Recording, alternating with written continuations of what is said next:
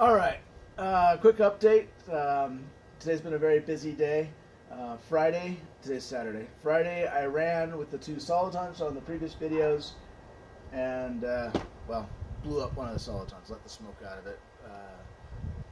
Apparently, 1,000 amps and 330 volts really isn't what the rating for it is. Got about a third of the mile down the track, and it let go.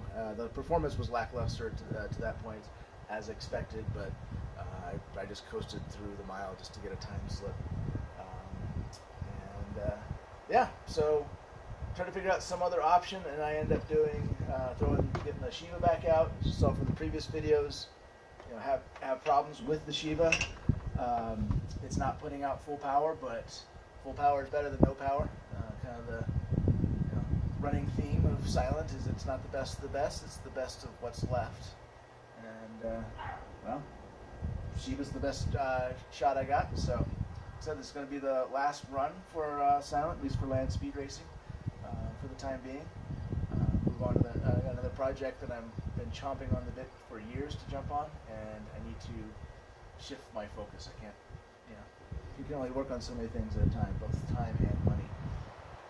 But anyway, so this afternoon, I was actually out in the field. I wasn't able to get in the barn. I was trying to back it up just using the one solid ton controller, and found I had a loose connection here, and actually melted the wire off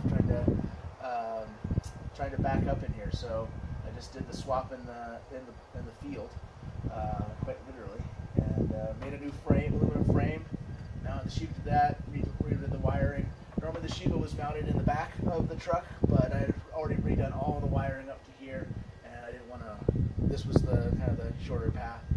And interesting side note of doing it up here is that the hood won't close. So I've got the hood.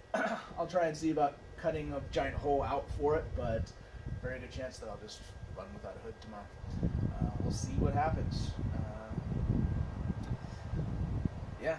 With the series, I do have the series parallel switching in there, so when it's in series, it's all four motors in series, so all four motors are getting whatever the maximum amperage out of here, and it makes a big difference from a torque standpoint.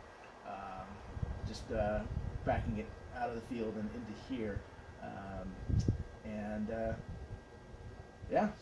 I'll have I gotta do some final wiring, some final testing on it.